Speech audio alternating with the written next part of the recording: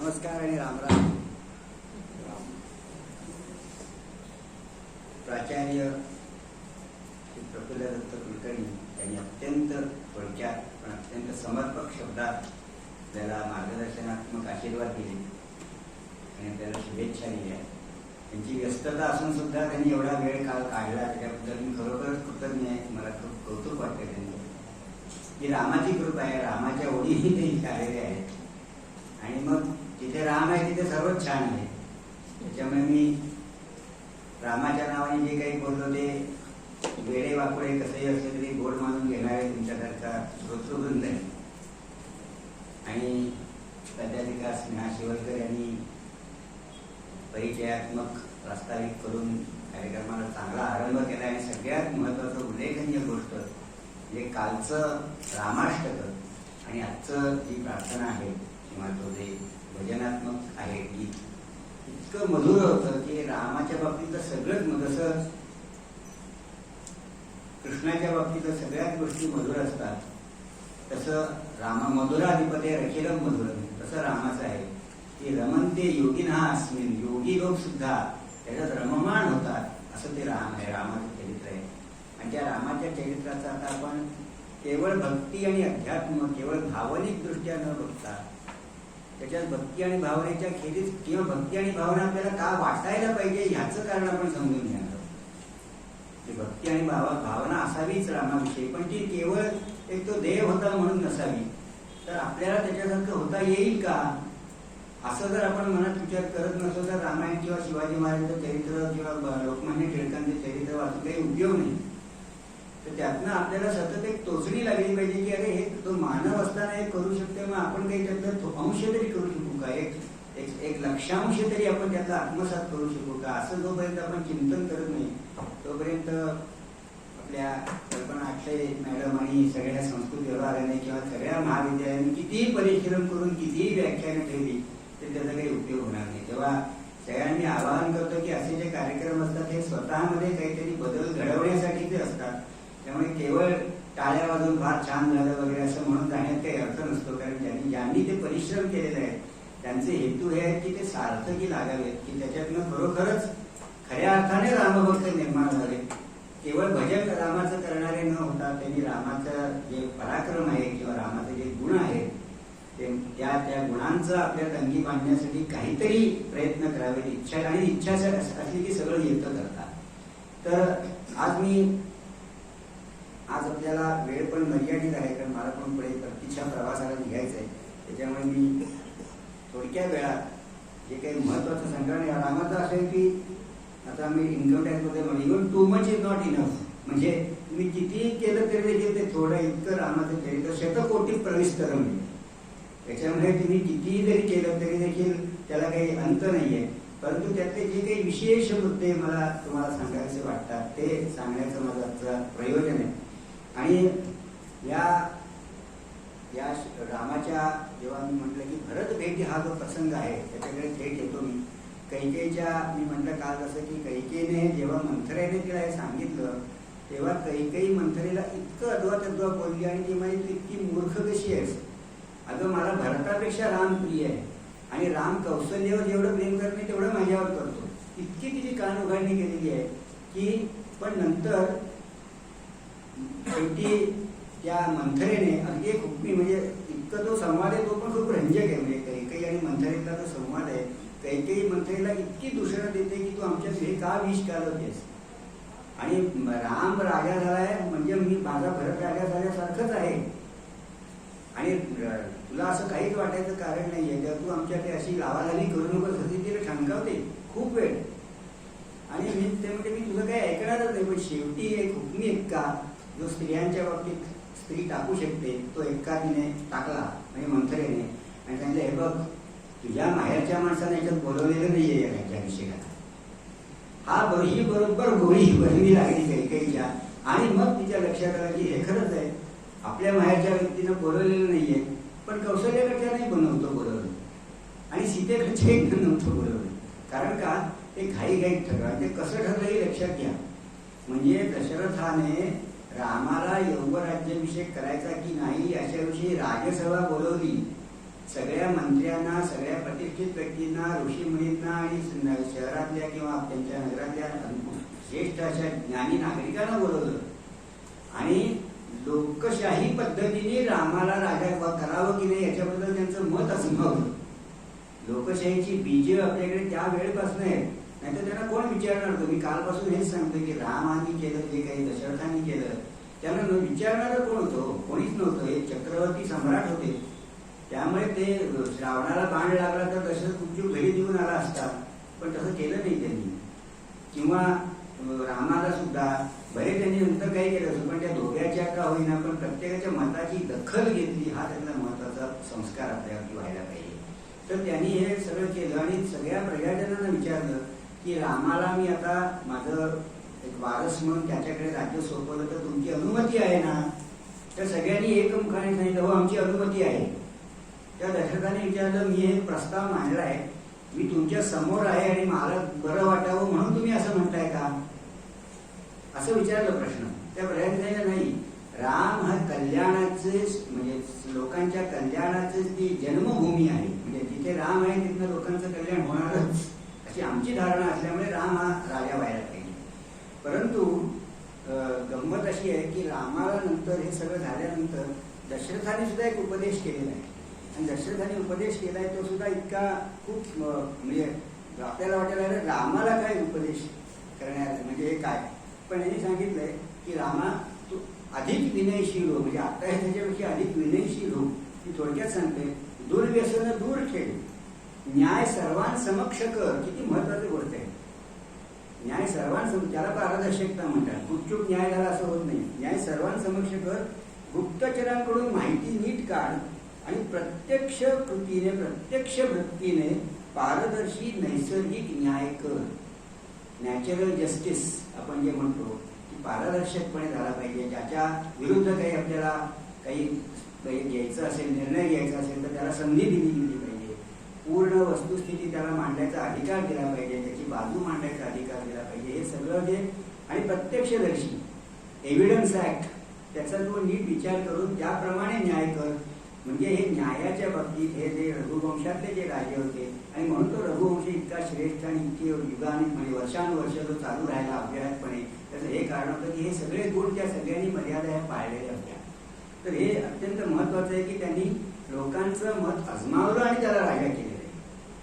आणि मग हे सगळं करताना घाईघाई करण्याचं कारण असं होतं की जेव्हा दशरथाने कैकेयीशी विवाह केला, जेव्हा तो तिकडे अश्वपतींचं राज्य त्याने ते जिंकलं आणि तेव्हा दशरथाने कैकेयीची मागणी केली, तेव्हा कैकेयी त्याच्यापेक्षा वयाने खूपच तरुण आणि अत्यंत रूपवती होतीच.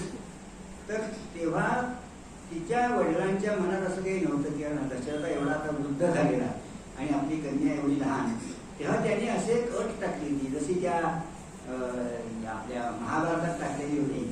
तर तशीच त्या मत्स्यगंधा आणि त्या वेळेला की या सत्यवतीच्या की ही माझा पुत्र म्हणजे हिचा पुत्र हा राजा व्हावा. तेव्हा दशरथाने त्याला असं गुळमळीत उत्तर देतो, हो आमच्या रघुवंशाची जी रीत असेल त्यानुसार योग्य ते होईल, तुम्ही काही काळजी करू नका, असं त्यांनी थोडंसं गोलमोल उत्तर दिलेलं होतं. तर त्याला ही सतत आशंका होती की जर आपण रामाला राजा केलं तर हे कैकेयीच्या माहेरचे लोक जर तिथे आले तर आणि कौशल्याच्याही माहेरचे लोक आले तर मोठा अनर्थ इथे ओढले. म्हणून तिने आणि सीतेच्या माहेरच्यानं पण जनतेनं बोलवलंच नाही त्यांनी. पण मंथरेने फक्त कैकेयीच्या माहेरच्यानं बोलवलं नाही एवढं फक्त सांगितलं आणि ते कैकेयीला एकदम असं मनाला जाऊन भेटलं आणि देवापासून ती फिरली. आणि मग तुम्हाला काल जे संवाद झाले ते सांगितलं, ते संवाद सुद्धा खूप खूप रंजक नाही आहेत. म्हणजे ते आपल्या आत्ताच्या ज्या मालिका लागतात त्याच्यासारखे आहेत ते संवाद खरे.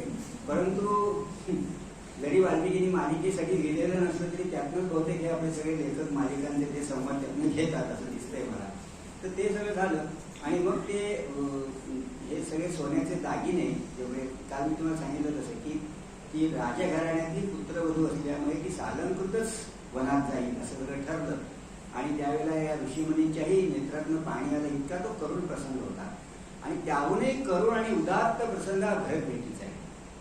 आणि भरत भेटीचा प्रसंग आपण केवळ भावनिक म्हणजे बंधुप्रेम याचे कितीतरी तो पलीकडचा आहे.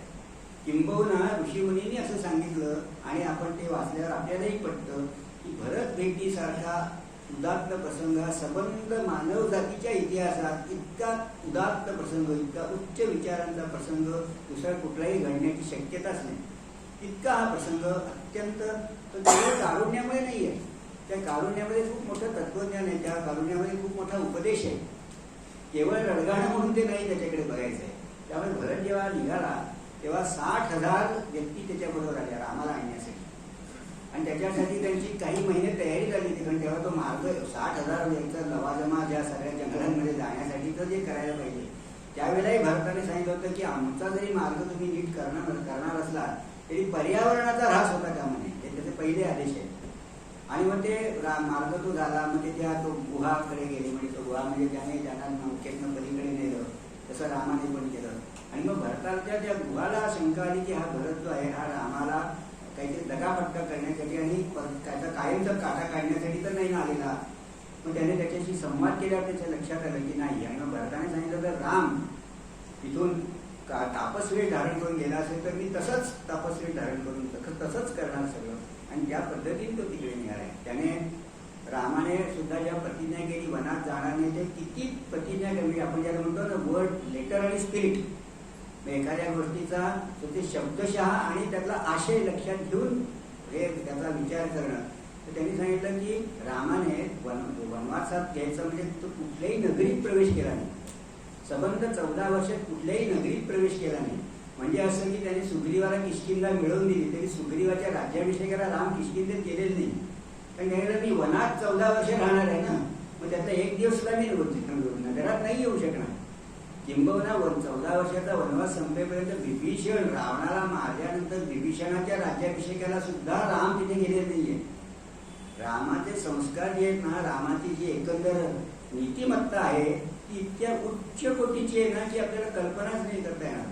म्हणजे जसे काल मी 2-3 प्रसंग सांगितले तसं शेवटी सांगतो की विभीषण जेव्हा राजा झाला तेव्हा रामाने असं सांगितलं, माझी पत्नी सीता ती तुझ्या राज्यातली बंदिवान आहे, तुझ्या राज्यातल्या जेलमध्ये जी आहे, तेव्हा तुझ्या परवानगी विना मी तिला भेटू शकणार नाही. बघा, म्हणजे तो विभीषणाला त्याने काही सांगितलं तर विभीषण त्याच्या चरणाशी होता.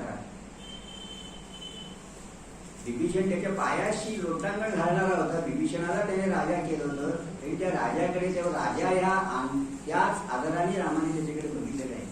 कधी विभीषणाला तो आपला मांडलिक आहे, आपला आश्रित आहे असं वागवलेलं नाही. किंबहुना रामाने हा जो पराक्रम केलेला आहे तो आपली आर्य संस्कृती सर्वत्र पोहोचवण्यासाठी केला आहे. पण रामाने कधीही आपलं साम्राज्य वाढवण्यासाठी केलेलं नाही, लक्षात ठेवलं पाहिजे. जेव्हा सुग्रीवाला किंवा वालीला मारल्यानंतर तिथे सुग्रीवाला राजा करून तो परत आलेला आहे, असं नाही केलं की ते आपल्या राज्याशी जोडून घेतलंय. हा भेद आपण लक्षात घेतला पाहिजे. नाही तर लोक असं रामावरती आक्षेप करतात की त्याने राज्याचा प्रसार केला, सगळ्यांना मारून टाकून, असं नाही केलेलं. त्याने लंकेवरती स्वारी करून रावणाला मारलं तरी देखील रावणाला मारण्याचा हेतू वेगळा होता. तो संबंध देवकुळाचा किंवा ऋषिकुळ मंडळाचं ती योजना होती. कारण रावण खूप उन्मत्त होऊन संबंध भूला भार झालेला असा होता. त्याचा वध करणं हे महत्वाचं होतं. ते केल्यावर त्याने विभीषणाला तिथे राजा केलेलं आहे की लंका अयोध्येला जोडून नाही घेतलेली आहे. त्याच्यामुळे साम्राज्यवादी अशा अर्थाने रामाने कधी वागले नाही, हे पण आपण लक्षात ठेवलं पाहिजे. तेव्हा हे त्याचं सगळं करताना भरत जेव्हा भेटला रामाला, बरंच मध्ये चांगले चांगले प्रसंग घडले, पण ते सगळे आपण आपल्याला वेळाची मर्यादा असल्यामुळे आपण बघू शकत नाही. मध्ये भारद्वाज ऋषींच्या आश्रमात गेले. भारद्वाजांनी सुद्धा 1-2 वाक्यातच जवळते की भरताचे हेतू किती शुद्ध आणि स्पष्ट आहे. आणि मग तेव्हा कैकेयी वगैरे पण आले होते ना, कौशल्या कैकेयी सुद्धा आलेली होती पुन्हा रामाला परत आणण्यासाठी. म्हणजे जेव्हा हा निघाला, एक त्यातला आधीचा प्रसंग आहे की जेव्हा शत्रुघ्न आणि भरत आले आणि जेव्हा त्यांना हे सगळं कळलं कैकेयीने केलेलं, तेव्हा भरताने कैकेयीला मातानं तू वैरिणी वगैरे आपण जी गाणी ऐकतो ना, अश्वपतींची नवेस कन्या नवेस माझी माय, धर्माज्ञाच्या वंशी कृत्या निपजे नांदे काय, वधनाथाचा करील मोढे पतिव्रता का कोणी, असं तो जो म्हणतो मातानं तू वैरिणी, तसं तो तिला अद्वा बोलतो. आणि हा शत्रुघ्न त्या मंथरेला झेंजारून असं फरफटत आणतो. तेव्हा तो भरत त्याला असं बजावतो की हे बघ, ही स्त्री आहे, ही अवध्य आहे, तिला आपण कधी शारीरिक तिला दुखापत करता कामा नये. ही जर तू केलीस तर राम तुझ्याशी बोलणार नाही. म्हणजे सगळ्यात भीती कुठल्या याची घातल्याची बघा, तो बोलणार नाही, राम बोलणार नाही याच्यातला जो आशय तो लक्षात घ्या. जेव्हा लहान मुलांना सुद्धा आई कधी कधी मारते, ओरडते, कोंडून ठेवते, उपाशी ठेवते, सगळं चालतं त्याला. मारायला चालतं, आईने शिक्षा केलेली, पण आई बोलत नाही हे त्याला चालत नाही. हे खूप खूप अत्यंत ही हृदय अशी गोष्ट आहे की आई तुझ्याशी बोल, तू ओरडण्यासाठी बोल, मारण्यासाठी बोल, काही कर, पण तू बोल. तर राम बोलणार नाही ही तेवढी शिक्षा, थोर शिक्षा मानलेली आहे त्याने. म्हणजे धमकी काय दिली आहे तर राम तिच्याशी बोलणार नाही. तर असे प्रसंग छोटे छोटे इतके नाही या रामायणात, पण आता आपल्याकडे वेळ नाही तेवढा, तर तो बरंच जातो तिकडे. रामाला भेटतो तेव्हा लक्ष्मण आधीच संतापलेला असतो, त्याला शंका असते की हा भरत अगे त्याचे हेतू चांगले नाहीये. तर राम त्याला शपथ घालतो पत्नीची आणि स्वतःची की तू भरताला कधीही त्याची बाजू ऐकून न घेता एक शब्द सुद्धा तुझ्या मनात त्याच्याबद्दल कुठली शंका किंवा संशय निर्माणही होता कामा नये. पूर्ण ऐकून काय तुला जे करायचं निर्णय तो नंतर आपण करायचा, पण तोपर्यंत तू त्याला कधीही पूर्वग्रह दोषाने त्याच्याकडे बघायचं नाही. हा महत्वाचा उद्देश आपल्याला संदेश आहे. पूर्वग्रह दोषाने बघायचं नाही. तो काय म्हणतो ते ऐक, तो त्याच्याशी बोल. आणि तसंच कैकेयीला कोणीही कधी दूषण कैकेयीला देता कामा नये. रामाचा अत्यंत कडक असे आदेश होते. आणि लोकांना त्यांनी म्हणजे भरताला वगैरे सांगितलं तुला माझी शपथ आहे, तू कैकेयीचा अनादर करता कामा नयेस असं त्यांनी सांगितलं. ते सगळं संवाद जो आहे रामाचा आणि भरताचा तो इतका उच्च कोटीचा आहे. आणि आपण आता जे म्हणजे माझ्या सगळ्या कथनाचा जो मुख्य आशय आहे की राम ते प्रशासन देतो, सुशासन हे काय होतं नेमकं. तर रामाने जेव्हा भरताला भेटला तेव्हा त्याने कौटुंबिक प्रश्न आणि चौकशा फारशा काही केल्या नाही. थेट त्याच्यावरती प्रश्नांचा भडीमार केला. आणि हे जे प्रश्न आहेत, हा जो मी काल म्हटलं कच्चित सर्ग, हा कच्चित सर्ग म्हणजे वेदर या शब्दाची सुरुवात होते इंग्लिशमध्ये. Whether you do this, whether you are doing this, whether you are achieve this, असं जे वेदर हा प्रश्नार्थक आहे त्याने जो कच्चित तो सर्ग केलेला आहे. त्याच्यात 60-65 प्रश्न विचारले आणि ते प्रश्न सगळे प्रशासनाचे आहेत. तर त्याने असं विचारलं, पहिले एक दोन प्रश्न की आपले पिताश्री कुठे आहे. म्हणजे बघा तुम्ही भारताने सांगितलं नाहीये की दशरथाचं निधन झालेलं वगैरे काही सांगितलेलं नाहीये, कारण रामाने त्याची फारशी चौकशी पण केली नाही. ते नुसते तो प्रश्नांची सरबत्ती करतोय. आणि मग नंतर लगेच त्याने विचारलं तू लहान आहेस आणि आपले पिताश्री वृद्ध आहेत, तेव्हा तू जर अशा वेळी राज्य सोडून आलास तर शत्रूचं फावेल आणि आपल्या राज्यावरती आक्रमण करणं त्याला सोयीचं होईल, आपलं राज्य व्हलनरेबल होईल असं तो म्हणतो. की त्याच्यामुळे अशा परिस्थितीत तू येताच कामा नयेस. म्हणजे संरक्षणाविषयीचे कित्येक प्रश्न त्याने विचारले. तर मी त्यातले निवडक प्रश्न तुम्हाला आता फक्त काही वेगाने असे वाचून दाखवतो की ज्या योगे तुम्हाला रामाचं सुशासन म्हणजे नेमकं काय होईल ते कळेल. मग महाराजांचं क्षेमकुशल आहे ना, कौशल्या सुमित्रा आनंदात आहेत ना, असे 2-3 दुसरी प्रश्न झाल्यावर तो म्हणतो ज्ञानी पुरोहितांचा तू सत्कार करतोस ना वेळच्या वेळी. नंतर तो म्हणतो की देवता, पितर, नोकर चाकर, हा महत्वाचा भाग आहे. नोकर चाकर, गुरुजन, पिता समान आदरणीय वृद्ध, वैद्य आणि ब्राह्मणांचा तू मान राखतोस ना. लोकांचा थोरांचा मान राखणं का त्यावेळेचे संस्कार होते. म्हणजे महाभारत युद्धात सुद्धा हे जरी एकमेकांशी प्रत्यक्ष रणांगणात लढत असलेले देखील संध्याकाळी रात्री ते एकमेकांच्या आईचं म्हणजे गांधारीला भेटायला सगळे पांडव जायचे दर्शन घ्यायला, आशीर्वाद घ्यायला. इतकं सुसंस्कृत असं तो समाज होता की त्याच्यात असं नव्हतं वैर म्हणजे सर्वंकष वैर असं नव्हतं. एकमेकांच्या ते आई आणि यांच्या जे थोरांचा ज्येष्ठांचा आशीर्वाद घ्यायला ते जायचे. म्हणजे इथे वृद्ध करते, आपण युद्ध करते, ते युद्ध रणांगणापुरते. रणांगण संपलं, संध्याकाळ झाली, तसं क्रिकेटची मॅच संपली की म्हणजे संध्याकाळी हे झालं की सगळे जे एकमेकांशी लढणारे जे संघ असतात ते एकत्र येतात. तसं हे अत्यंत धर्मयुद्ध हे पूर्ण त्यातले धर्मांचे नियम, नीतीचे नियम पाळून केलेली युद्ध असायची. तर त्याने असं सांगितलं की त्यांचा ज्येष्ठांचा मान लागतोच ना. तू तुझ्यासारख्या शूरवीर, शास्त्रज्ञ, जितेंद्रिय, कुलीन आणि बाह्य रूपावरूनच मनातला भाव जाणणाऱ्या व्यक्तींनाच मंत्री बनवलायस ना. तू मंत्री कसे, मंत्र्यांचं निवड कशी करायची त्याचं त्यांनी दिलेलं आहे. नंतर शास्त्र निपुण, मंत्र शिरोमणी हेच तुझे अमात्य आहेत ना. अमात्य म्हणजे मुख्य प्रधान. ते जे शास्त्र निपुण आहेत आणि मंत्र शिरोमणी आहेत ना. मंत्र म्हणजे जी गुप्त गुप्त मंत्रणा असते, चर्चा असते, की ज्याचे गुप्त संदेश असतात, त्यांचंही गुप्त ज्ञान असणारे आणि ते गुप्तपणा पाळू शकणारे, गोपनीयतेबद्दल रामाचे खूप मोठे आदेश आहेत. तू अवेळी झोपत नाहीस ना, अवेळी योग्य वेळी उठतोस ना, आणि रात्रीच्या पहिल्या प्रहरातच उद्याच्या अर्थसिद्धीचा विचार करतोस ना. प्लॅनिंग, नियोजन याच्याबद्दल त्याचं आहे. नंतर तो कॉस्ट बेनिफिट रेशो वगैरे सगळं सांगतो. आता म्हणतो गुप्त मंत्रणा षटकर्णी होत नाही ना. तुम्हाला माहिती आहे षटकर्णो विद्यते मंत्र, त्यामुळे जो मंत्रणा असते ती फक्त दोघांमध्ये झाली तर ती राहते स्थिर. चतुष्कर्ण स्थिर आहे ती. आणि जर दोनच कारणांना ती माहिती असेल तर ब्रह्मदेवाला सुद्धा कळत नाही, अशा अर्थाचं संस्कृत सुभाषित आहे.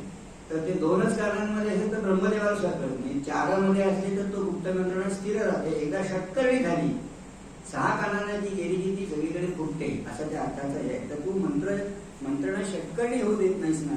आणि गूढ विषयावर एकटाच विचार करत बसत नाही ना वेड्यासारखा. म्हणजे भरकटत नाही तर विचार करतो आपण गूढ विषयावर. आपण ते कोणाशी तरी चर्चा केली पाहिजे असं त्याचं सांगण्याचा आदेश आहे किंवा आशय आहे.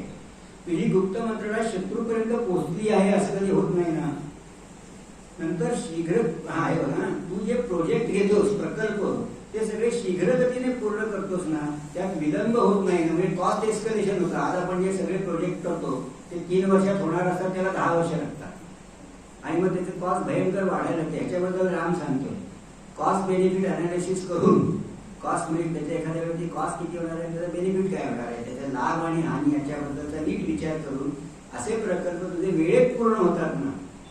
हे सगळं आजच्या काळाला किती आपल्याला अजूनही आज त्याचा किती महत्वाचा एक आहे. शीघ्र गतीने पूर्ण करतोस ना आणि त्यात विलंब होत नाही ना. नंतर ज्यात श्रम कमी आणि फळ जास्त आहे असेच प्रकल्प तू निवडतोस ना. म्हणजे कॉस्ट बेनिफिट असे प्रकल्प तू निवडतोस ना.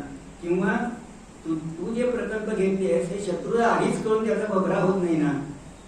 म्हणजे नाही तर मग ते त्याच्याबद्दल काहीतरी, जसं आपण आता कधी कधी खूप मोठ्या स्ट्रॅटेजिक अशा प्रकारचं जेव्हा बोगदे कंट्रोल मारा किंवा असे तर ते गोपनीय असतात. पोखरणचा स्फोट केला ते सुद्धा गोपनीयता ठेवायला लागते त्याची, नाही तर त्याचा काही अर्थ राहत नाही. तर याच्याबद्दल पण रामाने अनेक प्रश्न विचारले. तर पुढचा तुझा कार्यक्रम आधीच बाहेर फुटत नाही ना, तो गोपनीयतेबद्दल ऐकू. तुला आणि अमात्यांना दुसऱ्यांच्या गुप्त विचारांची माहिती लगेच लवकर कळते ना, कारण हे इंटेलिजन्स. मग त्यांनी हेर खातं कसं असावं याच्याविषयी पण दिलंय. त्यांनी असं दिलंय की तू 1000 मूर्खांच्या ऐवजी एकाच पंडिताला जवळ बाळगतोस ना. हे आपली नेहमीची सुभाषित आहे.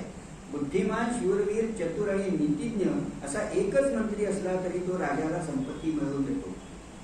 मुख्य काम, मध्यम काम आणि हलके काम करण्यासाठी तशा योग्यतेचीच माणसे. आपण इंग्लिशमध्ये आज सुद्धा मॅनेजमेंट, HR मॅनेजमेंट जे आहे त्याच्यात सुद्धा right person at right place.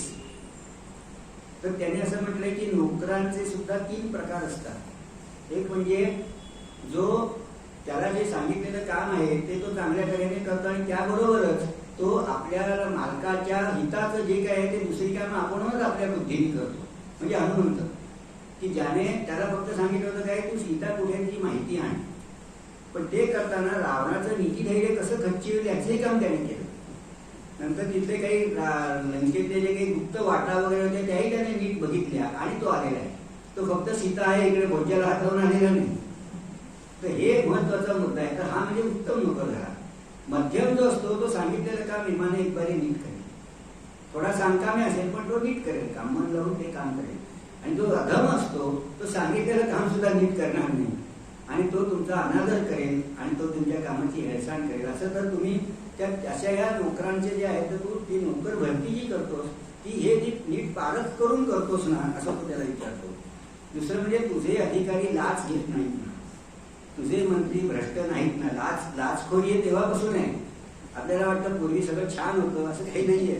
मनुष्य जातीला हे भ्रष्टाचार हा कलंक पहिल्यापासूनचा आहे. त्याच्यामुळे रामायणात सुद्धा भ्रष्टाचार आहे.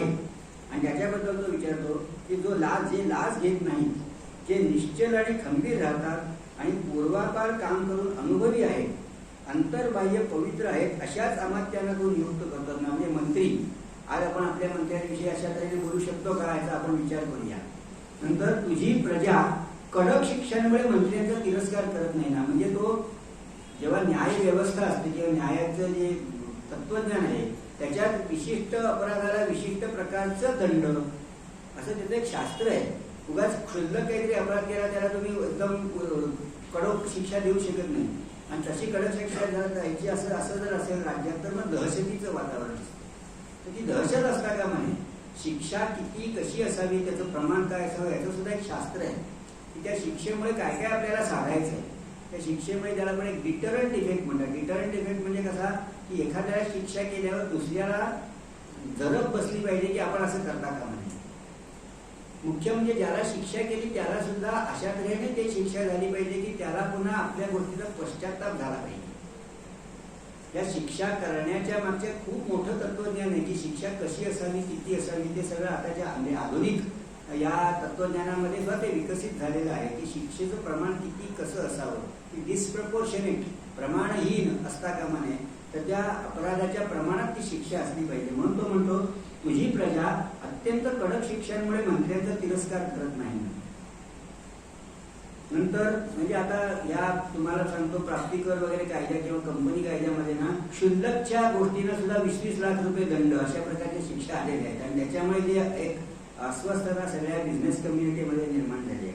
नंतर तो म्हणतो राजनीतीत जो सामदाम उपायात कुशल राजनीतीत विद्वान म्हणजे धूर्त म्हणजे चांगल्या धूर्त हा शब्द संस्कृतमध्ये हुशार चतुर या अर्थाने वापरतात. आपण धूर्त म्हणजे लबाड या अर्थाने वापरतो मराठीत, तसा नाही. धूर्त आणि राज्य हडप करण्याची इच्छा करणारा असा जर तुझा जर मंत्री असेल तर त्याच्यापासून तू सावध राहतोस ना. त्या अशा मंत्र्याला तू वेळच्या वेळी मारूनच टाकलं पाहिजे असं राम त्याला नंतर सांगतो. नंतर तो म्हणतो की रणकर्मदक्ष आणि बुद्धिमान पवित्र कुलीन आणि धैर्यवान अशाच पुरुषाची तू सेनापती म्हणून निवड करतोस ना. नंतर तुझं मुख्य नायक हे बलवान युद्धकुशल आणि पराक्रमी आहेत ना. आणि तू त्यांच्या शौर्याची परीक्षा घेतली आहेस ना. पुढे तो म्हणतो सैनिकांचं वेतन आणि सर्व सेवकांचं वेतन वेळेत होतं ना. जर सैनिकांचं आणि सेवकांचं वेतन वेळेत झालं नाही तर ते राज्यावर उलटतात आणि राज्याशी त्यांची निष्ठा कमी होते आणि त्याच्यामुळे अनर्थ ओढवतो. त्याच्यामुळे वेतन पहिलं रिक्रुटमेंट चांगली करायची, योग्य व्यक्तीला नेमायचं आणि योग्य त्यांचं जे काही वेतन असेल ते योग्य वेळी द्यायचं याच्याबद्दल तो त्याला आदेश होतो. नाहीतर हे लोक राजावर चिडतात आणि यातून अनर्थ ओढवतो. उत्तम कुळात जन्मलेले अधिकारीच आणि मंत्री तुझ्यावर प्रेम करणारे आहेत ना. नाहीतर उत्तम बाकीचं सगळं चांगलं आहे. तो अत्यंत लायक आणि हुशार जरी मंत्री असला तरी तो जर राजाशी निष्ठावान नसेल तर त्याचा काही उपयोग नाही. त्याच्यामुळे तुझ्यावर ते प्रेम करणारे पाहिजे, केवळ निष्ठा असं नाही, तुझ्यावर प्रेम करणार. आता पुढचं बघा, राजदूत कोणाला नेमायचं, अँबेसेडर आपल्या देशाचा जो प्रतिनिधी म्हणून जातो दुसरीकडे, तू ज्याला राजदूत नेमतोस तो आपल्याच देशाचा आहे ना मुळात. तो आपल्याच देशाचा निवासी, नंतर विद्वान, कुशल, प्रतिभाशाली, सदसद विवेक बुद्धी. सदसद काल मी तुम्हाला त्या शिक्षकांच्या ह्याच्यात सांगितलं होतं की आपण काही सगळेजण आपण सत्सद विवेक बुद्धी असं म्हणतो आणि आपल्याला वाटतं सत्सद विवेक बुद्धी हा बरोबर उच्चार आहे. तसं नाही, खरा उच्चार सदसद विवेक बुद्धी असा आहे. सत असत विवेक बुद्धी, सार असार सारासार, सत असत सदसत. त्यामुळे विवेक कसा पाहिजे, विचार काय पाहिजे, हे सत आणि असत हे जाणण्याचा विवेक म्हणून सदसत विवेक. म्हणून याचं मुद्दाम विवरण केलं कारण खूप लोक सत्सत विवेक बुद्धी हेच बरोबर आहे आणि सदसत म्हणणाऱ्याला ते म्हणतात हा चुकीचं बुद्ध. तर तसं नाहीये. तर हे सदसत विवेक ज्याचा आहे असाच राजदूत. आणि कसा पुढचं लक्षात घ्या, तू जे सांगितलेलं आहेस आपण जे सांगू ते तेवढंच आणि त्याच शब्दात तो बोलतो. लक्षात घ्या, राजनीतीमध्ये जेव्हा देशनीतीचा प्रश्न येतो तेव्हा तुम्ही कितीही मोठे विद्वान वक्ते असाल, तुम्हाला तुमच्या देशात जे तयार झालेले आहे, खूप विचार करून झालेले आहे, तसंच्या तसं त्याच शब्दांवर तसंच वजन देऊन तसंच सादर करायला लागतं. त्या शब्द इकडचा जरी अधिक गुन्हा इकडे झाला, एखादा स्वल्पविरामाचं जरी इकडे तिकडे झालं तरी देखील आंतरराष्ट्रीय नात्यांमध्ये खूप मोठे अनर्थ ओढवतात हे आपण जाणतो. आणि त्याच्यामुळे केवढेही मोठे तुम्ही बघा राजकीय पुढारी असतील तरी देखील जेव्हा त्यांची युनो किंवा अशासारख्या किंवा विदेशांच्या प्रतिनिधींबरोबर जेव्हा असतात तेव्हा ते अत्यंत काटेकोर शब्द योजना केलेले असतात. तेव्हा तिथे ते आपली अक्कल चालवणं अपेक्षित नसतं. त्यामुळे तो किती हुशार आणि प्रतिभाशाली असला तरी देखील त्याने आपण जे त्याला सांगितलेलं आहे ते तसंच त्याच शब्दात आणि त्याच पद्धती तो मांडणार असला पाहिजे. तो स्वतः हुशार असला पाहिजे, त्याला ते प्रसंगाचं अवधान असलं पाहिजे, परंतु मुद्दाम जे मांडणं आहे ते म्हणजे तो राजाची जी धोरणं आहेत किंवा राजाचे जे काही मत आहे ते तो त्या विदेशी लोकांपर्यंत किंवा दुसऱ्या राजापर्यंत नीट पद्धतीने असा राजदूत असला पाहिजे. म्हणजे हे राजदूत कसं असावं हे पण याच्याबद्दल रामाने पुढे दिलं. मी केवळ वांगी दाखल काय काय ते वाचतोय. आता हे लक्षात घ्या, हेर खात्याच्या बाबतीत तो म्हणतो शत्रू पक्षाची एकंदर 18 पदं म्हणजे राजा, प्रधान, सेनापती अशा प्रकारची पदं असतात सगळी. त्याचा अमुक मंत्री, सगळे मंत्री त्याचे किंवा त्याच्यातला न्यायाधीश अशी एकंदर 18 पदं शत्रू पक्षातली. आणि आपल्या देशातली 15 पदं. कारण आपल्या देशातली 15 पदं कारण का राजपुत्र ही जरी पदं असतील तर ते कुटुंबातले असतात. तर त्यांच्या सगळ्यांच्या मागे प्रत्येकाच्या मागे तुझे 3-3 हेर असायला पाहिजे. आणि ह्या हेरांनी तुला प्रत्येकाच्या बाबतीत स्वतंत्रपणे आणि मग एकत्रपणे तुला त्यांनी त्याचं रिपोर्टिंग करायला पाहिजे. बघा किती रामाने सूक्ष्म त्याचं हे केलेलं आहे की म्हणजे त्या 3 हेरांचं संगनमत पण असतं का म्हणजे तिघांची स्वतंत्रपणे त्यांच्याकडनं माहिती घ्यायची आणि पुन्हा तिघांकडे एकत्रित माहिती घ्यायची. पण प्रत्येक तुझी जी व्यक्ती आहे, तुझा प्रधान असेल, तुझे मंत्री असतील, तुझे सेनापती असतील, या प्रत्येकाच्या मागे तुझे 3 हेर पाहिजे. म्हणजे किती रामाने या शासनाचा सूक्ष्म अभ्यास करून तो सांगतोय ते बघा. तर या गुप्तचरांकडून माहिती तू घेतली पाहिजेस. नंतर नास्तिक ब्राह्मणांना तू जवळ करत नाहीस ना. आता इथे नास्तिक हा शब्द म्हणजे देवभक्त असा नाही, तर वेदांचं प्रामाण्य मानणं ही त्याच्या बाबतीत जसं आपण आज म्हणतो की सगळं आम्ही जिथे घटनेशी अधीन राहून करतो.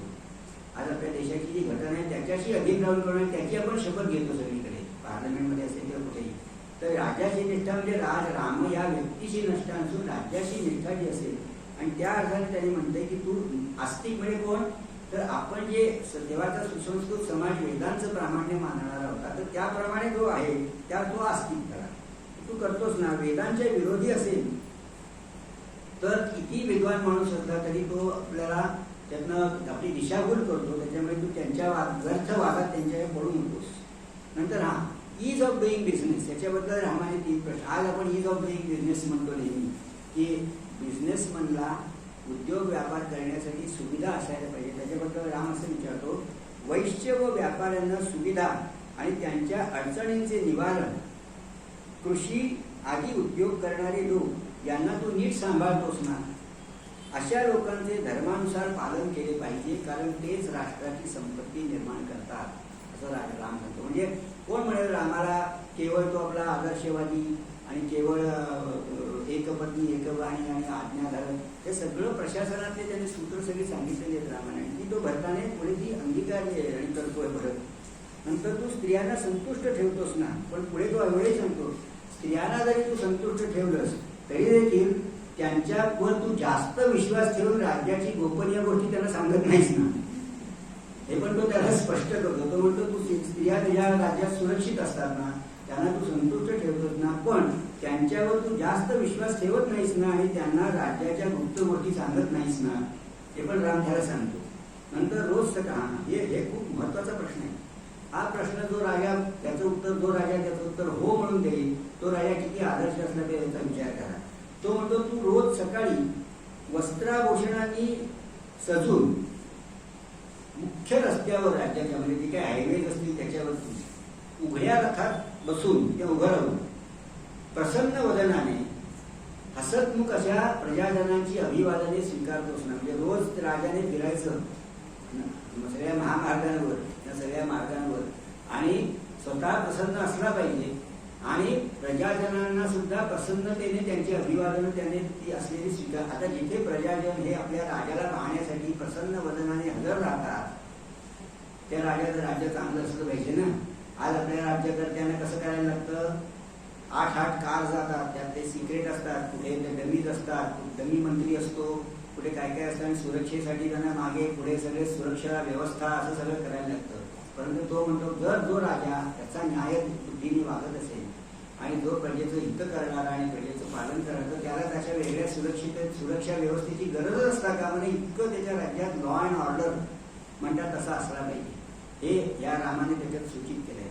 तो म्हणतो मगाच्या ईज ऑफ डुईंग बिझनेस मध्ये आणखी प्रश्न होते की ह्या सगळ्या जे आहेत हे जे संपत्ती निर्माण करणारे आहेत म्हणजे कृषी व्यापार आणि उद्योग करणाऱ्या व्यक्ती यांच्या अडचणींचं तात्काळ निवारण करण्याची तुझ्याकडे व्यवस्था आहे ना. आज आपल्याला म्हणून हे RTI वगैरे लागतात ना आपल्याला. ते ते म्हणजे रामाने तशा प्रकारची एक यंत्रणा उभी केलेली असली पाहिजे की त्यांना जे काही अडचणी असतील व्यापार आणि उद्योग करणाऱ्यांना त्यांना तू कशा तऱ्हेने सुविधा उपलब्ध कर किंवा त्यांच्या अडचणीचं निवारण कसं कर. नंतर पुढचा तो प्रश्न विचारतो ज्याला आपण म्हणतो ना प्रत्येक व्यक्तीशी योग्य प्रकारचं अंतर ठेवणं, योग्य अंतर किंवा डिस्टन्स ठेवणं. म्हणजे आताचं आपलं हे करोनाचं अंतर नव्हे, पण तो म्हणतो की कुठलीही व्यक्ती सरळ बेधडकपणे तुझ्यापर्यंत पोहोचत नाही.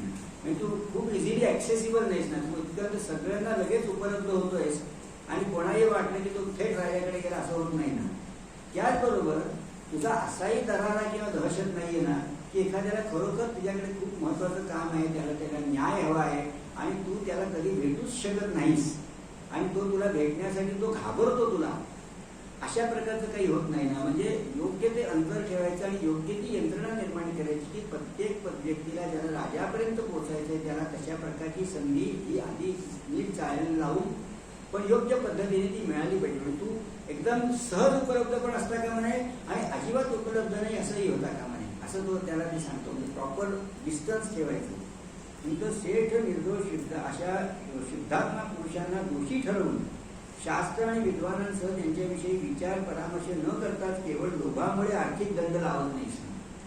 म्हणजे तुझ्या भ्रष्टाचाराने तुझी जी न्याय यंत्रणा ती भ्रष्टाचारामुळे अपराधाला सोडून देते आणि निर्दोष आणि शुद्ध आचरण असलेल्या शिक्षा करते असं कधी होत नाही ना.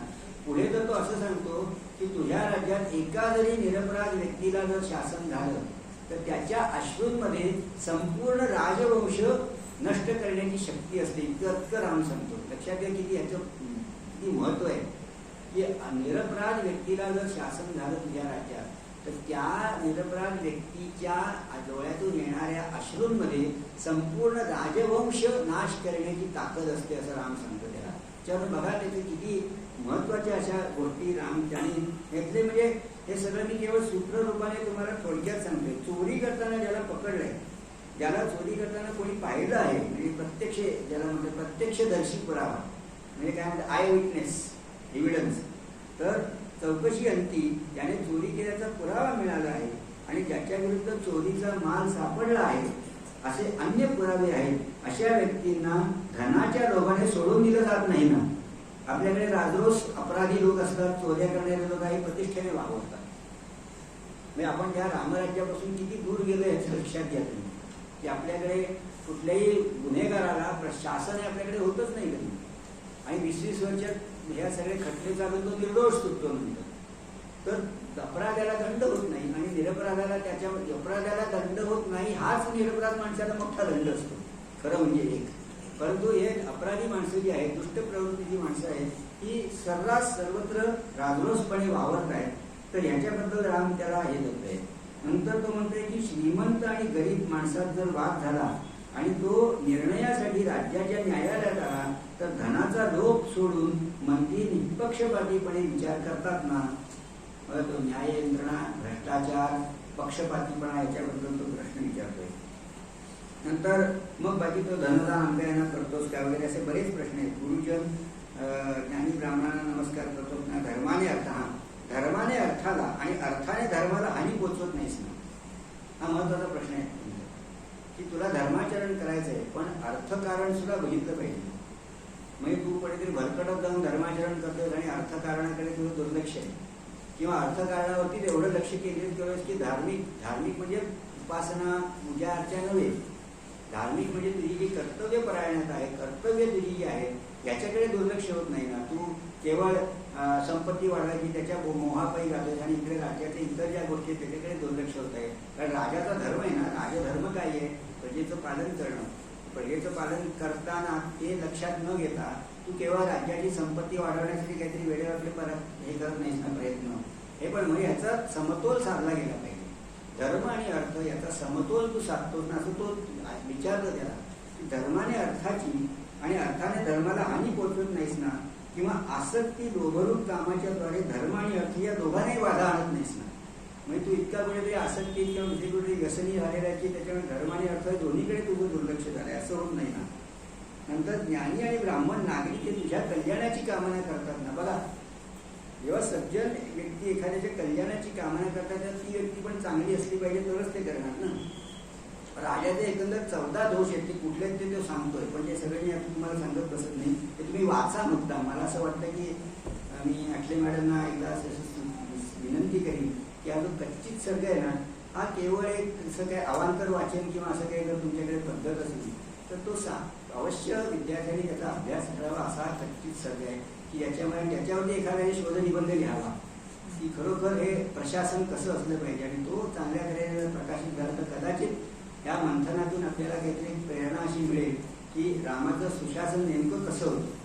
मग नीतिशास्त्रात ते 3-4 मंत्री स्वतंत्रपणे एकत्रितपणे विचार करतो ना, म्हणजे मंत्र्यांची जी मंत्रणा असते ती सुद्धा निवडक मंत्र्यांना एकत्र बोलवून त्यांच्याशी चर्चा अशी वेगवेगळी करायची आणि मग सगळ्या मंत्रिमंडळाला बोलवून चर्चा करायची. या प्रत्येक ठिकाणी खूप वेगवेगळे अनुभव येत असतात. तुम्ही पण याचा अनुभव घेत राहा.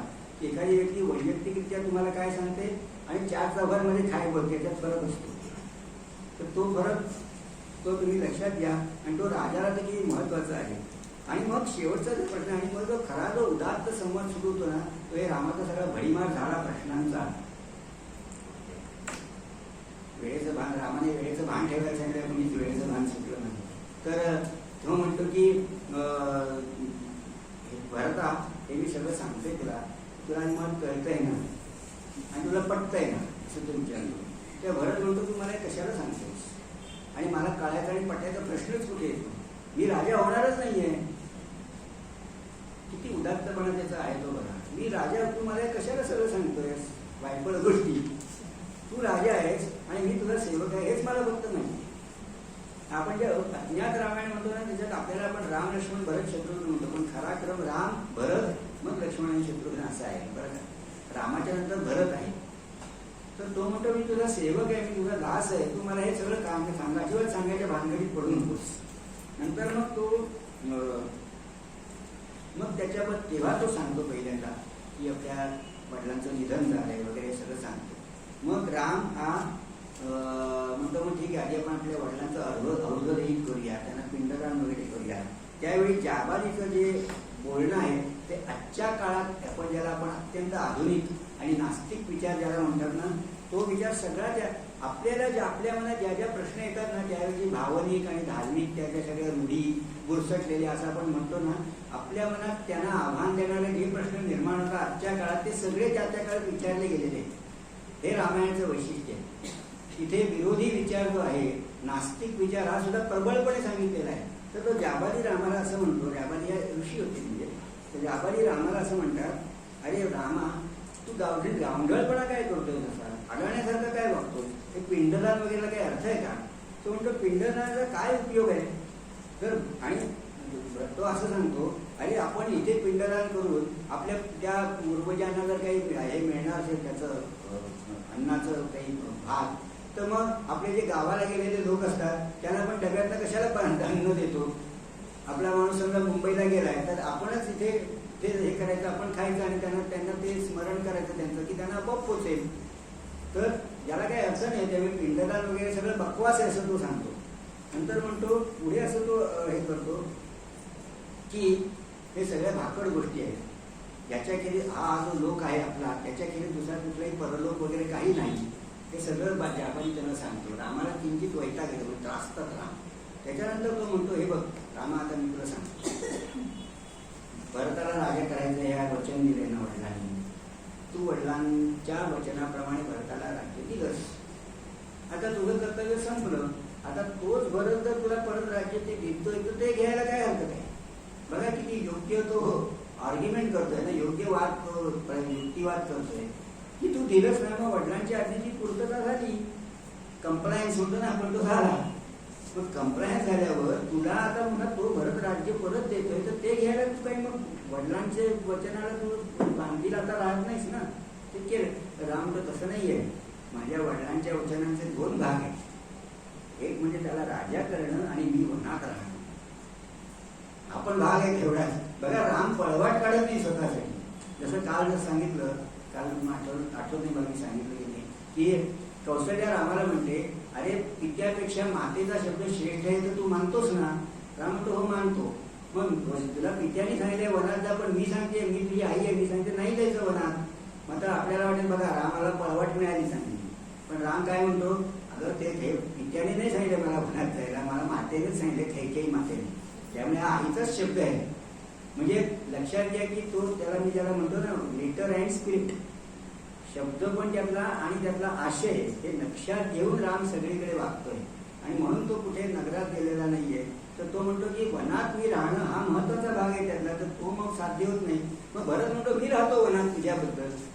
त्या राम म्हणतो मी मला प्रॉक्सी नकोय, असे शब्द वापरतो राम, मला प्रॉक्सी नकोय. म्हणजे मला जे माझं कर्तव्य आहे ते मी दुसऱ्यावर सोपवणार नाही. आपण तुम्हाला माहिती आहे ना, मीटिंगला तुम्ही हजर नसता तर तुम्ही कोणातरी प्रॉक्सी म्हणून नेमू शकता. तर म्हणतो म्हणजे आपण जसं आपल्याला काही व्रत करायचं असेल किंवा धर्माचरण करायचं असेल तर आपण आपलं गुरुजींना सांगतो तुम्हीच प्रदक्षिणा घाला आणि असं सगळं असतं, आम्हाला जमत नाहीये, तुम्हीच सगळे मंत्र म्हणा, असं जे करतो आपण ते म्हणजे डेलिगेशन केलं आपण. तर ती ड्युटी ती जी आहे मला कर्तव्य करायचं, तर मी माझा तो म्हणतो राम मी माझं वनवास भोगण्यासाठी कुणाला प्रतिनिधी बनवू शकत नाही. म्हणजे चक्क प्रॉक्सी हा शब्द तो वापरतो. तर मला जे वनवासात राहायचंय ते मलाच भोगायचंय. मग भरत म्हणतो की तू आल्याशिवाय एक तर मला राजा होण्याची केळमात्र इच्छा नाहीये. आणि तो भरत त्याच्या पायाला मिठी मारतो चक्क आणि अत्यंत तो अश्रुपूर्ण अशा तऱ्हेने त्याला विनंती करतो की तू आल्या विना तर मी तिथेच बसून राहीन.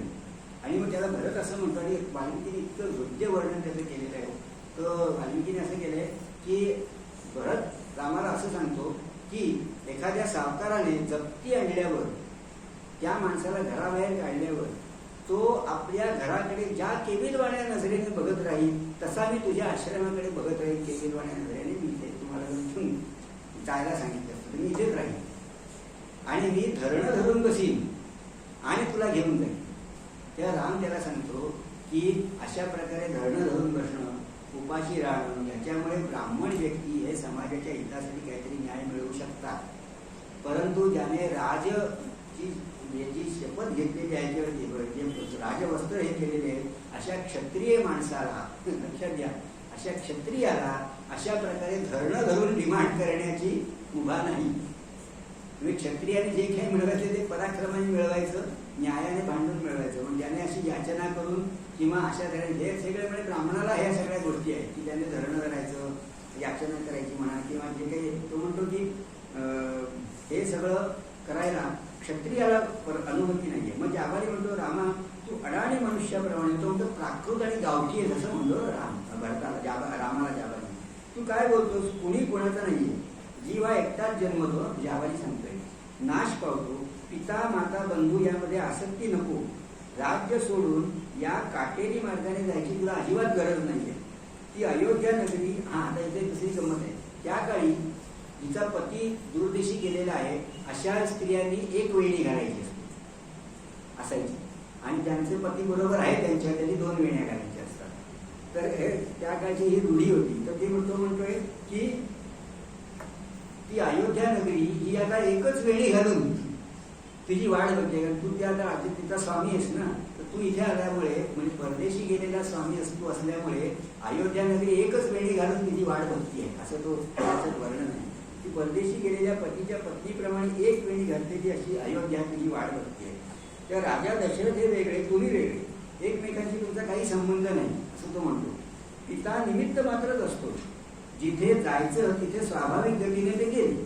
तुम्ही इथे राहून उगाच कष्ट कशाला घेताय, दशरथ गेलाय त्याचे वचनाची संपूर्ण तुम्ही कशाला त्याच्याशी जे प्रश्न आपल्या आत्ताच्या ज्याला मॉडर्न थिंकिंग मध्ये सगळं झूट आहे आणि ह्याच्यातले तर ते सगळे प्रश्न विचार त्यावेळेला आलेले आहेत आणि मांडलेले आहेत. तर जे लोक आलेली अशी लक्ष्मी सोडून धर्मपरायण होतात त्यांचं मला वाईट वाटतं. रामा तुझ्या वेडेपणाचं मला वाईट वाटतंय असं जाबाली त्यांना सांगतो. आणि मग धर्माच्या नावाखाली तू केवळ दुःख भोगतोयस. तेव्हा राम खरोखरच थोडासा त्रासित होतो आणि तो सांगतो, मग वसिष्ठ त्याला समजावतात असं नाहीये, तुम्ही एकतर्फी विचार करता त्याप्रमाणे दुसराही विचार असतो याचं भान रामानं ठेवलं पाहिजे. ते वसिष्ठ त्याला समजावतात. तर तुम्ही लक्षात घ्या की किती उदात्तता या सगळ्या प्रसंगामध्ये आहे, की त्याच्यात तत्वज्ञान आहे, त्याच्यात कारुण्य आहे, त्याच्यात बंधुप्रेम आहे, पण त्याच्याबरोबरच अत्यंत कडक असं प्रशासनाचे नियम आहेत. आणि मग हे सगळा जो संवाद होतोय तेव्हा शेवटी मग भरत आपल्याला लोक सांगतात तो रामाच्या पादुका घेऊन आला. रामाच्या पादुका आणल्या नाहीत त्याने, रामाला कुठल्या पादुका तिकडे ठेवला? तर त्याने भरताने आपल्या सुवर्ण पादुका रामाच्या पुढे ठेवल्या. त्याला सांगितलं तुझ्या चरणाचा स्पर्श कर आणि त्या तो घेऊन आला. वाल्मिकीने किती व्यवहारी आणि व्यवस्थित केलंय बघा. आपण त्याला भावनी केलेलं आहे की तो रामाच्या पादुका घेऊन आला. रामाच्या पादुका त्याने आणल्या नाही. तो भरताला एवढं वक्कल आहे ना की रामाला पादुकांनी तो ठेवेल का? जो ज्या रामावरती तो इतकं जीवापाड किंबहुना त्याच्यावर सांगतो तुम्हाला की तो रस्त्याने जाताना ज्या काट्याकुट्यातनं राम गेलेला आहे त्याच काट्याकुट्यातनं मी जाणार असा भरताचा आग्रह आहे. तो म्हणतो रामाने ज्या वेदना भोगले त्याच वेदना मी भोगून जाणार होणार. किती किती प्रेम आहे, बंधू प्रेमाची किती परिसीमा आहे त्याचं लक्षात घ्या. असा बरं त्याच्या पादुका घेऊन येईल का? नाही. तर वाल्मिकीने अत्यंत तर्कसंगत मांडलेलं आहे की माझ्या सुवर्ण पादुका ज्या आणल्या राजाने घातलेल्या त्यांना तू स्पर्श कर. आणि मग तो त्या डोक्यावरनं घेऊन अयोध्येला गेला. अयोध्येला गेला तरी तो अयोध्येला आत गेलाच नाही. राम वनवासात येतो पण मी नगरीत जाणार नाही. तो स्वतः सुद्धा केवढा मोठा विचार आहे. आणि मग तो नंदीग्राम म्हणून त्याचं त्या अयोध्येच्या बाहेर एक गाव तापश्रेष्ठ बलिदान करून राहिला. आणि पूर्णपणे राम जसं वनात राहील जीवन जगेल तसंच भरत तिथे जगलेलं आहे. हे बंधुप्रेम. नाही तर मग एकदा झालं, एकदा सगळा कारुण्य प्रसंग झाला आणि मग आम्हा अयोध्येतून मजा करायला लागला असं नाही केलेलं आहे.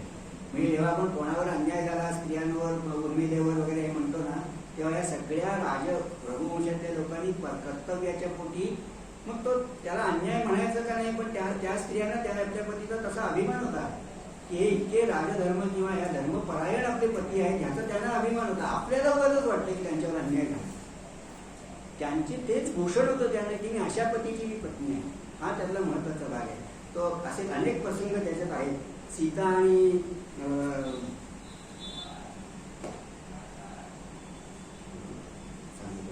त्याचाही असं त्या ऋषींची त्यांची पत्नी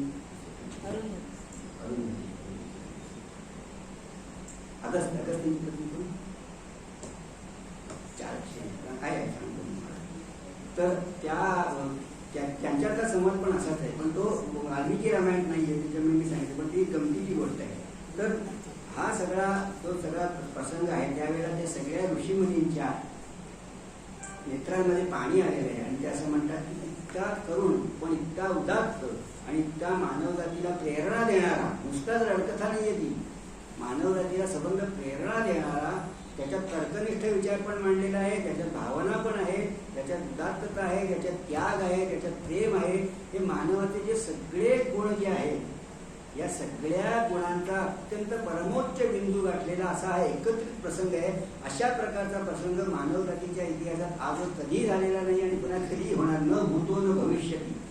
आणि हे खरं आहे. तुम्ही जर ते मनापासून पूर्ण वाचाल ना तर तुमच्याही ते लक्षात येईल की हे अतिशय अद्भुत असा प्रसंग तो घडला.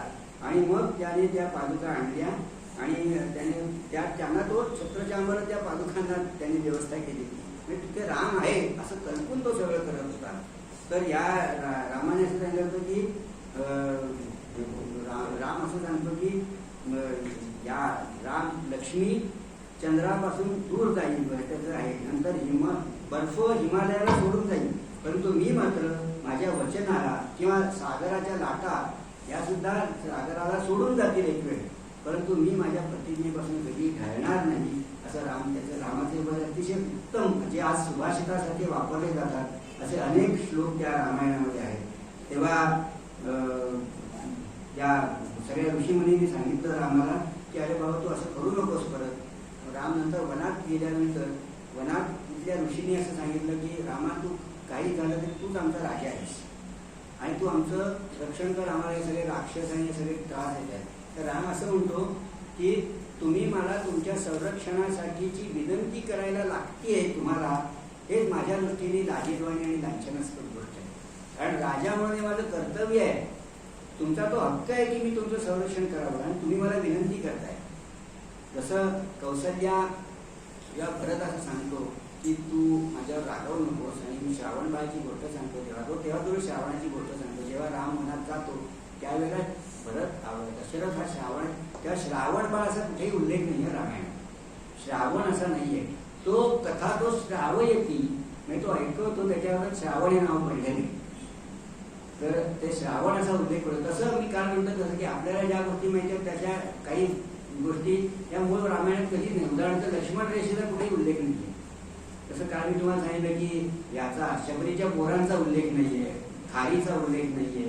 तर तसं वाल्मिकी रामायणात, आणि वाल्मिकी रामायणात म्हणताना तुम्हाला असे उगाचच काहीतरी चमत्कारिक गोष्टी कुठल्याही सांगितलेल्या नाही. त्यामुळे तो काहीतरी अद्भुत आहे अशा प्रकारचं कुठेच वर्णन केलेलं नाहीये. ते सगळं कृष्णचरित्रात आहे. मग अशा प्रकारचं त्याने रेषा आखली, मग त्यांनी जर ते ओलांडली तर आपोआप अग्नी निर्माण होणार, म्हणजे हे आपल्याला आता न पटणाऱ्या गोष्टी आहेत ना, त्या कुठेच नाही येतो वाल्मिकी रामायणात. हे महत्वाचं गोष्ट मला तुम्हाला सांगायची आहे. नंतर मग तो म्हणतो की उत्पन्नाच्या 1/6 भाग प्रत्येकाच्या टॅक्स म्हणून घेऊन राजाने त्याचं कसं प्रजेला त्याच्याबद्दल दिलं पाहिजे याच्याबद्दल पण राम सांगतोय. नंतर निरपराध प्राण्यांना सीता रामाला उपदेश करते की 3 दोष असतात, तर त्या 3 दोषांमधलं तू प्रजाहितदक्ष असला पाहिजेस. 2 एखाद एक दोष आहे, तू परस्त्री गमन तू कधी करणार नाही अशी मला शाश्वती आहे. तू असत्य कधी बोलणार नाहीस हे मला माहिती आहे, पण तू हिंसा पण नाही केली पाहिजेस. म्हणजे तू निरपराध प्राण्यांना कधी तू मारता कामा नाहीस. आता हीच सीता त्या ह्याला मात्र माहेश सुवर्णमृगाला मात्र तू मारू त्याचं मला हे दे असं ती सांगते त्याला. पण तिथे रामाला ती शपथ घालते ना की तू कधी अहिंसा अहिंसेने राहा, हिंसा कधी करता कामा नयेस असं ती सांगते. नंतर मग अभक्ष्यभक्षण करता कामा नयेस वगैरे सगळे ती रामाला सीता उपदेश करते. आणि आपली काही वेळ पण संपत आलेली याची मला भान आहे. आता अतिशय कुठली महत्वाची गोष्ट अशी राहिली असली तर तुम्हाला सांगतो, आणि मला पण ते 5 मिनिटात आवडतं लिहिल्या. मला उद्देश एवढाच आहे की याच्यामध्ये जर तुम्हाला काही उत्सुकता आणि तुम्हाला जर अशी काही प्रेरणा कुठल्या एखाद्याही विद्यार्थ्याला मिळाली की आपण मूळ वाल्मिकी रामायण वाचावं आणि त्यातलं खराखुरा जो आशय आहे तो लोकांपर्यंत सांगायचा प्रयत्न करावा, तर मला वाटतं या माहितीचं फलित जे काही अपेक्षित होतं ते साध्य होईल. तर मी आता फक्त एवढंच बघतो की आपल्याला खूप काहीतरी महत्वाचं आपलं सुटलंय का, तर तसं बऱ्याच गोष्टी सुटल्या. तुम्हाला सुग्रीव आणि वाल्मिकींमधला जे काही वैमनस्य निर्माण झालं ते का झालं, नंतर त्या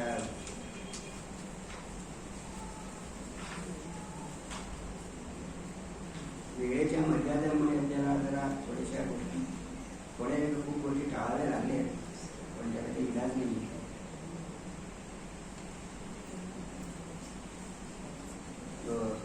ह्या संपाती आणि विभीषण जेव्हा येतात, हेर येतात, तेव्हा ते हेर रामाच्या जेव्हा छावणी देतात, खूप चांगले चांगले प्रसंग येतात. म्हणजे आपल्याला आता वेळ ते येतात ना, तर सगळेजण त्याला सांगतात की यांना तुम्ही आधी मारून टाका, आणि ते तर सगळे राजकीय तत्वज्ञान ते सांगतात.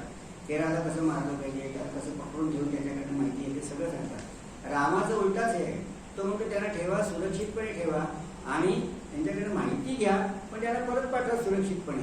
याच्यातनं असं होतं की ते शुल्क सारण हे जे त्याचे हेर होते आणि शार्दूल हे यांच्यावरती रामाच्या या सगळ्या वागण्याचा एवढा प्रभाव पडला की ते जाऊन रावणाला उलट सांगायला लागले की तो खूप बलाढ्य आहे, त्याने आम्हाला काही केलं नाहीये, कारण त्याच्या मनात फक्त तूच आहेस त्याच्या योग्यतेचा शत्रू, त्यामुळे त्याने आम्हाला सोडलं, तो इतका चांगला आहे आणि त्याला कोणीच मारू शकला नाही. हे तो म्हणजे रावणाचे जे नीतिधैर्य आहे ते त्यातनं तो आपोआप ह्या सगळ्या गोष्टींना करून, कारण तुम्ही क्षुल्लक लोकांना मारून काही उपयोग होत नाही. क्षुल्लक जे आहेत त्यांना उलट तुम्ही तुमचे प्रतिनिधी किंवा तुमचे दूत बनवू शकला पाहिजे, हे रामाचं त्याच्यामध्ये धोरण होतं. म्हणजे राम अतिशय धोरणी आणि असं आहे, राजकारण धुरंधर असा आहे तो खरा.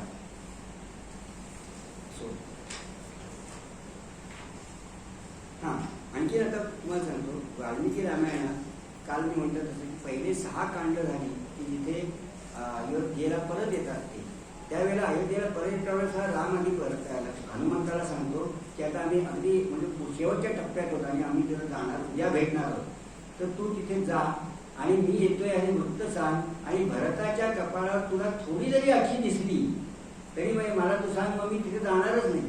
कारण असं होऊ शकतं ना, म्हणजे मनाचं जे काही आहे ते मानवी वस्तुनिष्ठ किंवा व्यावहारिक त्या सगळ्याचं भान रामाला आहे. तुम्हाला वाटेल की नाही सगळं एकदम उत्तम उच्च आहे, असं नाही आहे. राम म्हणतो भरताला असं मोह होऊ शकतो 14 वर्ष राज्य भोगल्यानंतर की मी इथे आता मी आलो तर त्याला कदाचित रुचणार नाहीये. तर तुला जर असे वाटलं की त्याची प्रतिक्रिया आहे, बॉडी लँग्वेज आपण म्हणतो ना, देहबोली, त्या राम येणार आहे का बरं असं जर त्याने केलं तर तुम्हाला सांग, मग मी तिथे जाणार नाही. इतकं रामाचं आहे काय म्हणतात ते.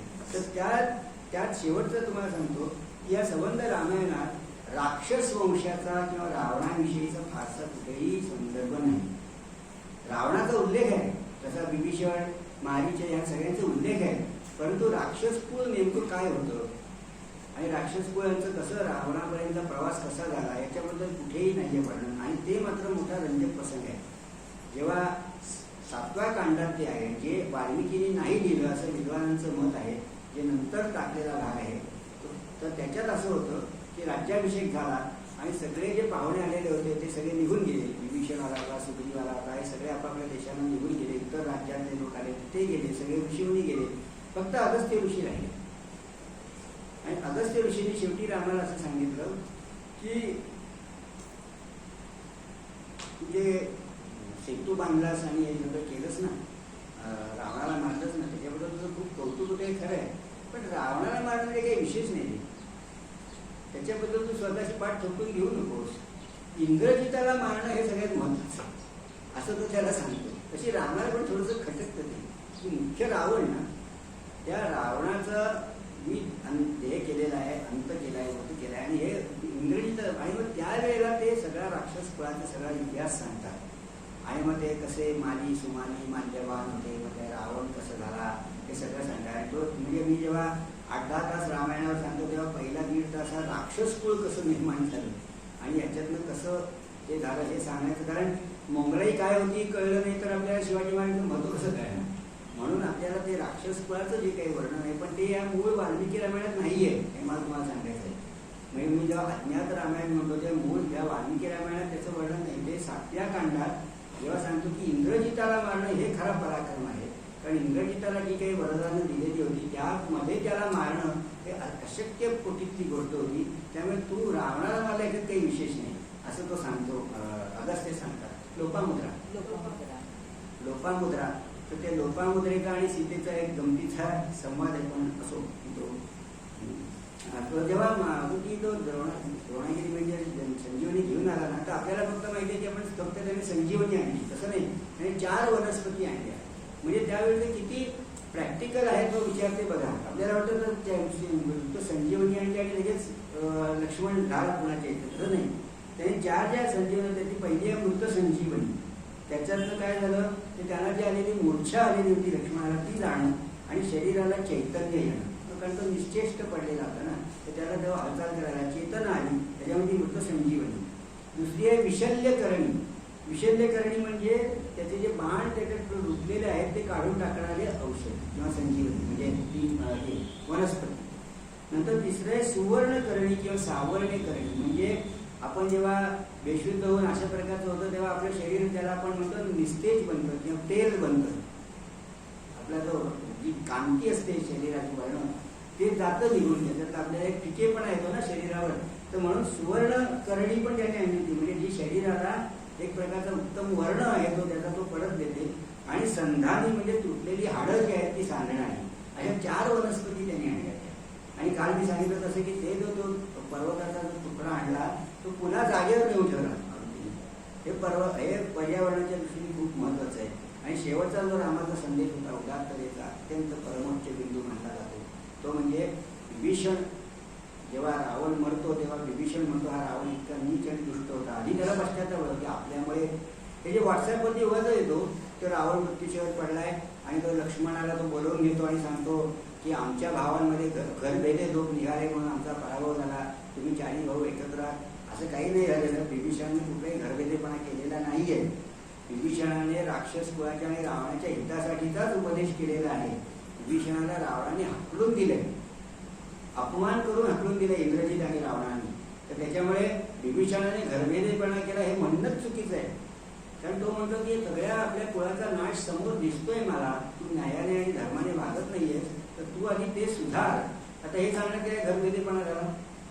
तर हा जो करतोय काही असे व्हॉट्सअपवरती काहीतरी विचित्र गोष्टी येत असतात, तर त्याच्यावरती लक्ष ठेवून तुम्ही देऊ नका. मूळ वाल्मिकी रामायण काय आहे हे जर अभ्यास करण्याची प्रेरणा जर त्या विद्यार्थ्यांना मिळाली तर मला असं वाटतं की खूप मोठी ते रामाची म्हणजे आपल्या राम जन्मभूमीच्या मंदिराला दान देण्याचं जे पुण्य आहे ते सुद्धा तुम्ही रामचरित्र वाचून आणि अभ्यास करून तेवढंच पुण्य मिळवू शकाल असं मला वाटतं. कारण नुसते पैशाचं दान देऊन काय उपयोग आहे? नुसते मंदिरात ते दक्षिणा दान देण्याने काही उपयोग होणार नाहीये. ते रामाचं चरित्र अभ्यासून त्याचं आपण आत्मसात काही करू शकतो का हा जोपर्यंत विचार येत नाही तो जोपर्यंत तुम्ही लाखो रुपये जरी त्या मंदिराला दिले तरी त्याचा काहीही उपयोग नाहीये. कारण ते केवळ दगड-विटांचं मंदिर तयार होणार आहे. त्या रामाचा जो संदेश आहे तो स्वतःमध्ये अंगी बांधण्यासाठी जोपर्यंत आपण काही करत नाही तोपर्यंत हा सगळा जो पद्याप किंवा फटाटो आहे तो सगळा व्यर्थ जाईल, बोल होईल. मग मी तुम्हाला अत्यंत नम्रपणे अशी विनंती करतो की आपली जी पुराण असते त्याच्यातला आशय लक्षात घेण्यासाठी विशेषतः रामाचा, कारण राम हे पराक्रमाचा आणि तो मानव होता हे मला पुन्हा पुन्हा तुम्हाला सांगायचं आहे. बाकी सगळी तुम्ही जी वाचाल चरित्र पुराणातली हे सगळे दैवी होते. त्यांच्याकडे निरनिराळ्या शक्ती होत्या, त्यांच्याकडे निरनिराळ्या अतिमानवी शक्ती होत्या, सिद्धी होत्या. असं रामाकडे काहीही नाहीये. तो आपल्यासारखा मानव आहे हे मला पुन्हा पुन्हा तुम्हाला सांगायचं आहे. आणि तरी त्याने काय जो पराक्रम केला आहे ही खरी प्रेरणा आहे. ती जर आपल्याला मिळाली तरच मला असं वाटतं की खरं रामराज्य आपल्याकडे येऊ शकेल. आणि चोपटे जोगळेकर महाविद्यालयाचे जे शिक्षक वृंद आहे आणि जे विद्यार्थी आहेत ते इतके सद्गुणी आहेत असं मला 2 दिवसात जाणवत आहे. तर तुमच्यामध्ये ही शक्ती आहे आणि तुमच्यामध्ये हे त्याला म्हणतो ना आपण पोटेन्शियल ते सगळं तुमच्यात आहे. त्याची जाणीव करून घ्या तुम्ही आणि त्यानंतर तुम्हाला रामाच्या कृपेने सदैव यश आणि सिद्धी प्राप्त होईल अशी मी श्री रामचरणी प्रार्थना करतो. आणि मला ही संधी दिली इथे येऊन जे काही मला अल्पमतीनुसार मी जे सांगितलं ते आपल्याशी हितगुज करण्याची संधी दिली त्याबद्दल मी आठले मॅडम आणि संस्कृत विभाग आणि एकंदरीतच ह्याचे जे आयोजक आहेत चोपटे जोगळेकर महाविद्यालयाचे या व्याख्यानमालेचे आयोजक त्या सगळ्यांचं मी अत्यंत मनापासून ऋण व्यक्त करतो. आणि जे माझं 2 दिवसाची व्याख्यान मला आपण सुद्धा शांतपणे ऐकली त्याच्याबद्दल तुम्हाला सगळ्यांना धन्यवाद आणि शुभेच्छा देतो आणि विराम देतो. धन्यवाद आणि जय हिंद.